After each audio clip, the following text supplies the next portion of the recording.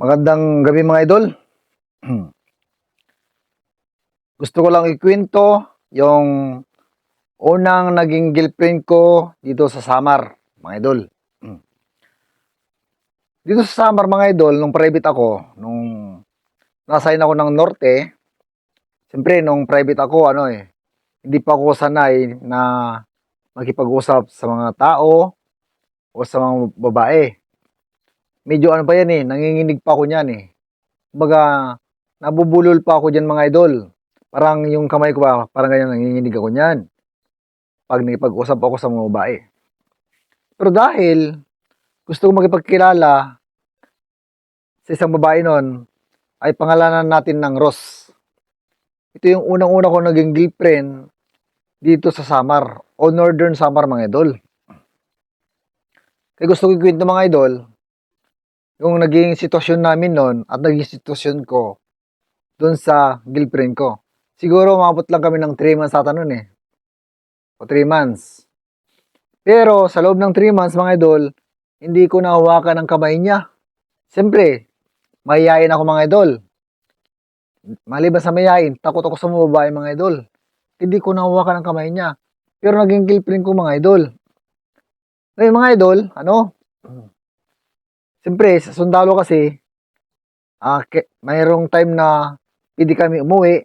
May passes yan passes ang tawag doon.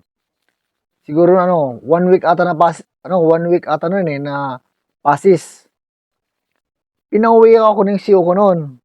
Siyempre wala akong uwian. Sabi ko kay Ross, sa Norte sabi ko kay Ross, pwede ba, diyan ako sa bahay niyo makikitira, sabi ko. O diyan ako magtambay sa bahay niyo.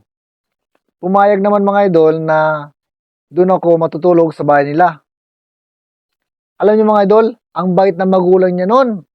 Yung tatay niya, yung nanay niya, wala akong marinig na, na hindi maganda.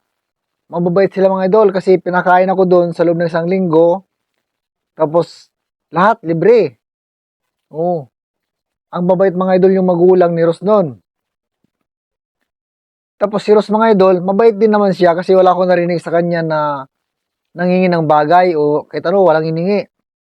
Basta ang bait talaga sa akin ni Ross noon, pati magulang niya mabait din. Ang naging ayaw ko kasi noon kay Ross, ay nakita ko siya na naninigarilyo mga idol. Kaya, doon yung tumutok sa isip ko noon na ayaw ko yung babae na naninigarilyo. Kasi ako mga idol, wala kasi ako bisyo. Nung sundalo pa ako mga idol. Talagang zero ako mga idol, zero bisyo. Kaya ayaw ko mga babae mga idol na may bisyo noon. Si Ross mga idol, mabait siya, pero meron siyang bisyo noon na naninigarilyo. Kaya, tumatak sa isip ko mga idol, na ayaw ko yung babae na naninigarilyo. Tapos, ngayon, nagtataka sa akin na kasi di ko na sa chinachat noon. Sabi niya, ano bang dahilan, bakit di ka nagchat sa akin? Sabi niya, sabi ko naman, ayaw ko yung babae na naninigarilyo.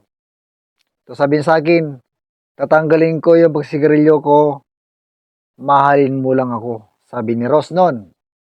Siyempre, sabi ko naman, once kasi nakita ko yung isang babae na naninigarilyo, parang ayaw ko na talaga. Yung kasi yung ayaw na ayaw ko sa isang babae na naninigarilyo. Pero, siguro, kung binalikan ko siya, siguro, pwede naman siguro baguhin niya yung yung panigarilyo niya o tatanggalin niya siguro noon. Pero na kasi, parang tinanggal ko na sa isipan ko siya, sa puso ko mga idol. Pero sa totoo lang, believe ako doon sa magulang niya dahil napakabait mga idol. Sana mga idol, mapanood ng itong video ko at ako'y nagpapasalamat pala doon sa magulang ni Ross na napakain sa akin noon at pati tatay niya, pati mama niya. At salamat din kay Ross dahil nakita ko rin yung kabaitan niya sa akin. Kaya ako'y nagpapasalamat. Sana makarating sa kanya, sana makarating itong video ko na to ay sa magulang ni Ross at sa kanya. dahil napakasobrang bait nila sa akin.